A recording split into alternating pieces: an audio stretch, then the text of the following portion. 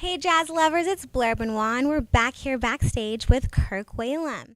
Kirk, welcome back to Long Beach. You have been with us for many, many years. Tell us a little bit about what that's been like for you. I mean, it's definitely been a pleasure and an honor for us to continue to work with you. Yeah, thank you. Well, I got to tell you, I met a guy named Al years ago when I was playing at Birdland West. And during that time, my wife and I were raising kids here in Pasadena. And so we had moved here from Texas, but originally from Memphis.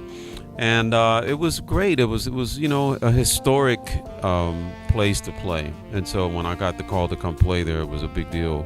And that's one of the memories that we take back, now that we live back in Tennessee again, in Memphis, of our time here in LA, to come down to Long Beach and play Birdland West. Because, Birdland East, Birdland West, it's sort of like affirmation, like, you really are a jazz musician of sorts. So, it's been a great experience.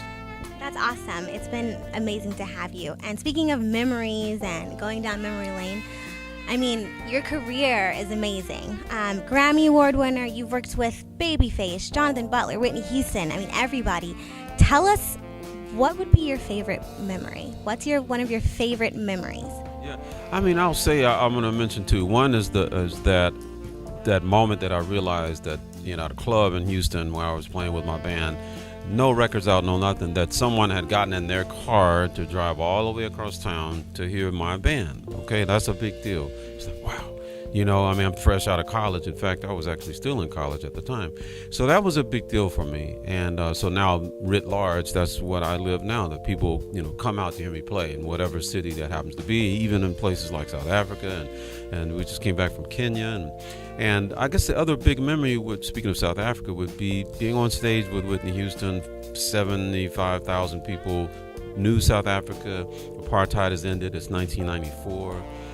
One South Africa concert, live on HBO, 7 million people plus, and playing Amazing Grace. This is the first song I learned. So that's the type of thing that you can't really, there's no way that I would have known that. And I'm just glad that I kept with it and I kept trying hard, with music. And now I'm 57 and I get a chance to, still do what I love to do, but also kind of relish those memories, And 57, quite an expansive career. Is there anything that you feel like you haven't done yet, that you haven't reached yet? Are there any goals, any aspirations that you still have?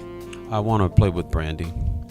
Love Brandy. And that's my answer to every question in interviews about that. And I tease her about that. But I did record with her on a song for her dad on a gospel record. But I guess really one big thing, I have lived in Europe and, we lived in Paris for a while, but I never got a chance to really, really tour Europe as a solo artist. I've done it with other people, with Bob James, with Whitney Houston, Larry Carlton, but I've never done that as Kirk Whalum. So that's something I really want to do. And tell me a little bit what it's like being with Rick and Norman. And I hear you guys have a new album coming out with all originals. Yeah, so it's kind of our maiden voyage in a sense because, as BWB, it was kind of a fun thing to do, but we did the record and we sort of went back into our corners, and he's touring here, I'm touring there. But then to have the opportunity to actually say, okay, now are we going to be a band? And can we be a band? Like, can we sit down in a room and write songs and then not get on each other's nerves? And the answer is no. We got on each other's nerves. It was great. We had a ball. And yeah, we are a lot closer, because, that experience of, making music together from scratch, And so this new record, we're really excited about it's sort of like, this is our sound. We're like, do we have a sound? We didn't know the answer to that, and we were so happy when the first 2 or 3 songs we finished. We're like, hey man, we actually have a sound.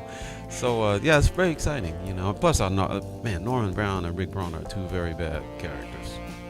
No, I know. I was speaking with Rick earlier, and he was telling me a little bit about it. It sounds like you guys had a little powwow with some wine and good times, and we're able to form that cohesion really well. Well, we're really looking forward to seeing you up there tonight. Thank you so much for your time. Absolutely.